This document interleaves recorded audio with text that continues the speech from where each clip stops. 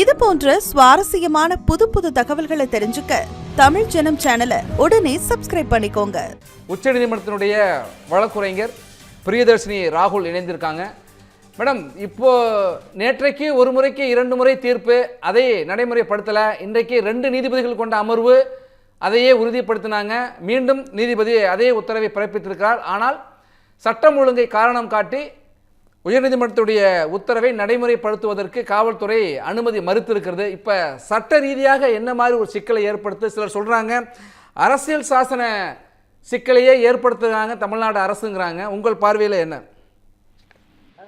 Mahesh, actually 2 consecutive high court order வந்ததுக்கு அப்புறம் கூட லா அண்ட் ஆர்டரை ரீசனா எக்ஸிக்யூஷன் டைம்ல காட்டுறது தான் கொஞ்சம் நாட் அக்செப்டபிளா இருக்கு.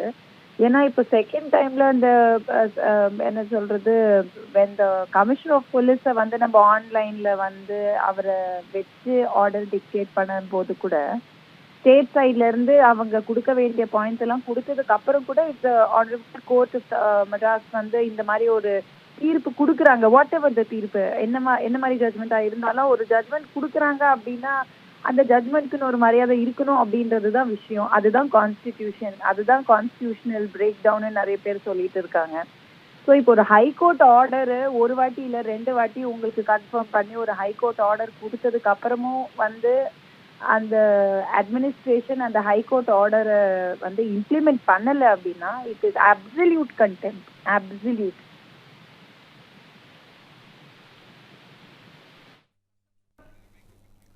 ஆனால் அங்கே இருக்கிற காவல்துறை அதிகாரி என்ன சொல்கிறாங்கன்னா, எங்களுக்கு சட்டம் ஒழுங்கு தான் முக்கியம். நேற்றைய தினம் இதே தான் சொன்னாங்க, நாங்கள் அப்பீல் போகிறோம், அதனால் மேலே அனுமதிக்க முடியாதுன்னு சொன்னாங்க. இன்றைக்கு இப்போ நேற்றைய தினம் தனி நீதிபதி உத்தரவு, அதை தொடர்ந்து இன்றைக்கி 2 நீதிபதிகள் அமர்வு உத்தரவு, மறுபடியும் தனி நீதிபதி உத்தரவிட்டிருக்கார். இவ்வளவுக்கும் பிறகு கூட நாங்கள் மேல்முறையீடு போகிறோம் அப்படின்னு சொல்கிறது.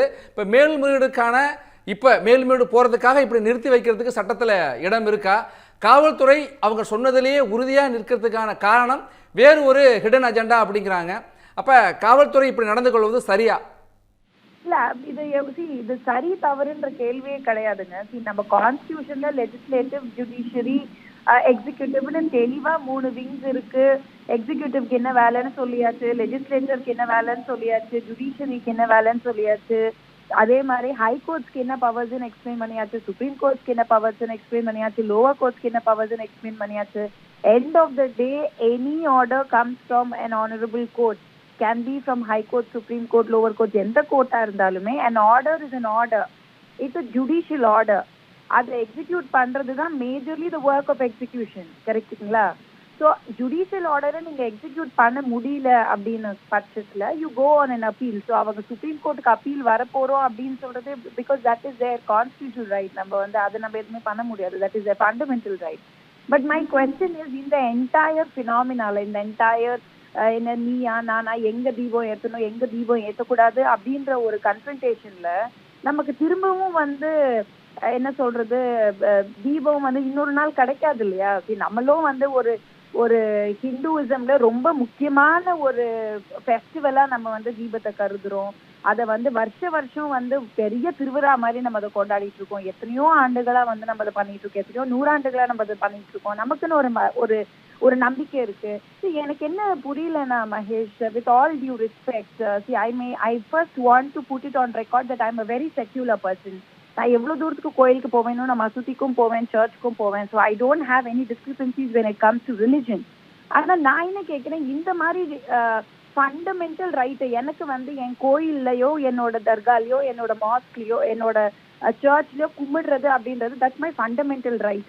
என்னோட ஃபண்டமெண்டல் ரைட்டை நீங்க இவ்வளோ பெருசாக்கி இவ்வளோ பெரிய இஷ்யூ ஆக்கி ஒரு நேஷனல் பாயிண்ட் ஆக்கி ஒரு ஹைகோர்ட் இன்டர்வென்ஷன் வந்ததுக்கு அப்புறமா கூட நீங்க இம்ப்ளிமெண்ட் பண்ணாம இருக்கீங்க. இப்போ whatever reason you best no.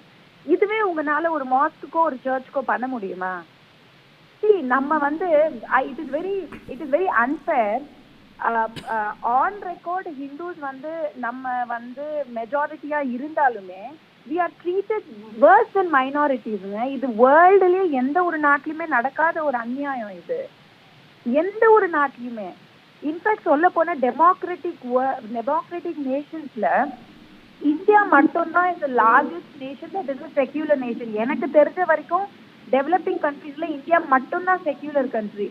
எல்லா மதத்தார்களையும் ஒன்னா ஈக்குவலா பாக்குற ஒரு கண்ட்ரி. அவங்களுக்கும் நம்ம வந்து கான்ஸ்டிடியூஷன்ல ரைட்ஸ் கொடுத்துருக்கிற ஒரு கண்ட்ரி. ஸோ நம்ம வந்து மைனாரிட்டிஸ்க்கு ரைட்ஸ் கொடுக்குறோம் அப்படின்னா மெஜாரிட்டி வீக்குன்னு கிடையாது இல்லையா? வை இஸ் இட் ஆல்வேஸ் ஒரு ஹிந்து கோயில்ல ஒரு திருவிழானாலோ இல்ல ஒரு ஹிந்து ஒரு ரிலீஜியஸ் பிராக்டிஸ்னாலோ தீபாவளி டைம்னாலோ எதுக்கு அந்த டைம்ல மட்டுமே இவங்களுக்கு எல்லாமே இந்த லா அண்ட் ஆர்டர் ப்ராப்ளம்லாம் வருது? இத்தனை வருஷமா உங்களுக்கு அந்த இடத்துல லா அண்ட் ஆர்டர் ப்ராப்ளம் வரலையா? How can you just take one religion and target like திஸ்ன்றது தான் கேட்கிறேன் நான். இப்போ அதே நேரத்தில் அரசினுடைய மேல்முறையீட்டு மனுக்கள் தள்ளுபடி செய்யப்பட்டிருக்கு. ஆனால் அரசு வாதமாக என்ன முன் வச்சாங்கன்னா, சில ஆண்டுகளாகவே அங்கே வந்து இந்த மாதிரி ஒரு வழிபாட்டு முறை என்பது இல்லை. புதிதாக வர்றப்ப சட்டம் ஒழுங்கு பிரச்சனை ஏற்படும். அந்த மலையை பொறுத்த வரைக்கும் ஒரு இடத்துல தான் தீபம் ஏற்றணும், 2 இடத்துல தீபம் ஏற்றணும், அதுவே மத நம்பிக்கையை புண்படுத்துகிற வகையில் இருக்குன்னு அரசு தரப்பில் சொன்னாங்க. இதையெல்லாம் கடந்து தான் 2 நீதிபதிகள் அமர்வு வந்து தனி நீதிபதி கொடுத்த தீர்ப்பு சரின்னு சொல்லியிருக்காங்க. மீண்டும் வந்து அவர்களே விசாரிப்பார்னு சொல்லியிருக்காங்க. அவர் தான் இப்போ வந்து மறுபடியும் போய் அந்த தீபத்துள்ள விளக்கை ஏற்றுன்னு சொல்லியிருக்காங்க. ஆனால் இந்த இடத்துல அவங்களுக்கு மனுதாரர்கள் தடுத்து நிறுத்தி வைக்கப்பட்டிருக்காங்க. நீங்கள் தொடர்ந்து அவர்கள் நின்று கொண்டிருக்கிற நேரலை காட்சிகள்லாம் பார்க்கலாம். இப்போ மனுதாரர் தரப்பில் என்ன சொல்கிறாங்க அப்படின்னாக்கா, உள்நோக்கத்தோடு அரசு இப்படி செயல்படுது, இது வழிபாட்டு மரபுரிமையை தடுக்கின்ற வகையில் இருக்குன்னு சொல்கிறாங்க. அதே நேரத்தில் ஒரு பக்கம் கிரிவலம் பக்தர்கள் போயிட்டு இருக்கிறாங்க, அவர்களை தடுக்கலை. இந்த மனுதாரர்கள் மட்டும்தான் செல்வதனால தான் சட்டம் ஒழுங்கு பிரச்சனை ஏற்படுதுன்னு காவல்துறை சொல்லுது. இந்த இடத்துல வழிபாட்டு மரபுரிமை எந்த இடத்துல தடுக்கப்படுதா சொல்றாங்க?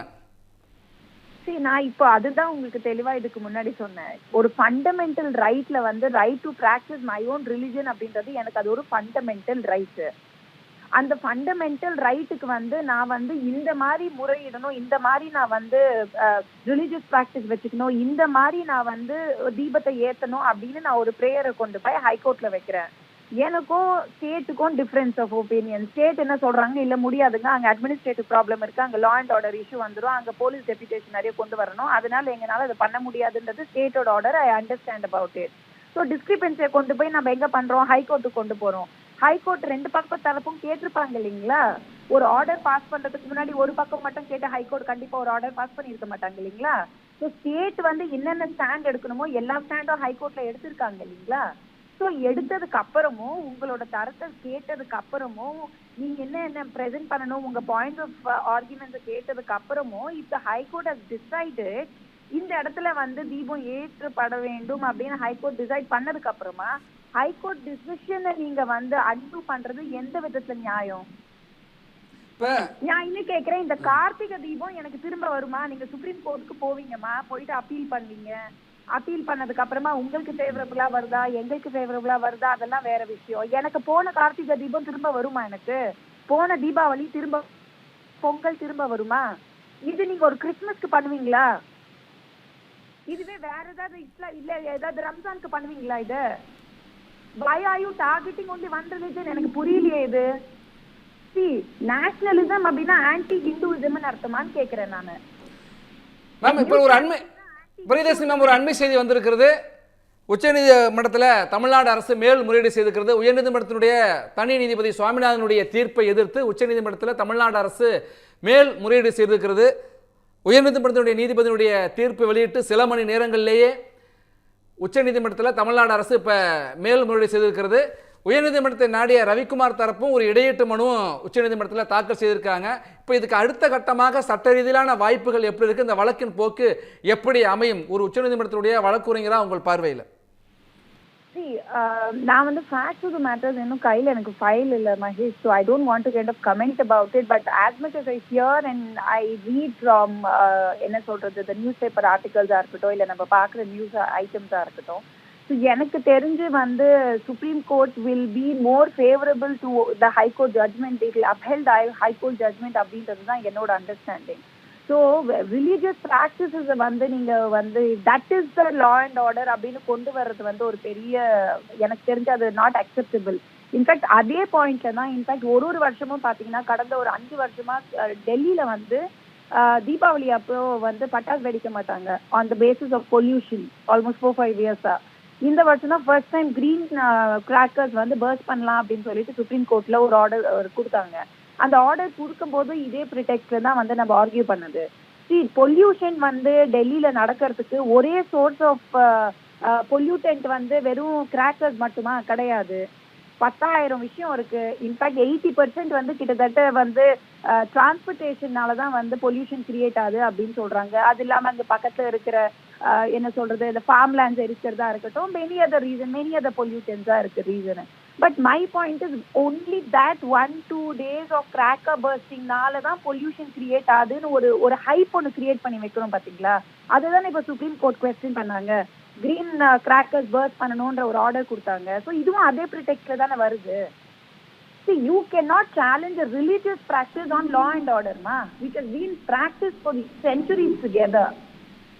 நீங்க எப்படி வந்து லா அண்ட் ஆர்டர் இஷ்யூன்னு சொல்லிட்டு ஒரு சுப்ரீம் கோர்ட்டோ இல்ல ஹை கோர்ட் ஆர்டரையோ நீங்க ஃபாலோ பண்ணாம இருக்க முடியும்?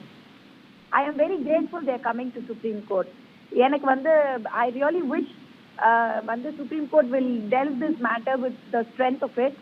அண்ட் ஒரு வாட்டியும் தமிழ்நாடுல லேட்டஸ்டா பாத்தீங்கன்னா தமிழ்நாடு கேசஸ் எல்லாமே சுப்ரீம் கோர்ட்டுக்கு வந்து இங்க ரொம்ப என்ன சொல்றது வெரி டீப் ஆர்டர்ஸ் வாங்கிட்டு ரிட்டர்ன் போயிட்டு ஒரு டைரக்ஷனோட அவங்க ரிட்டர்ன் போயிட்டு they are doing all that work back.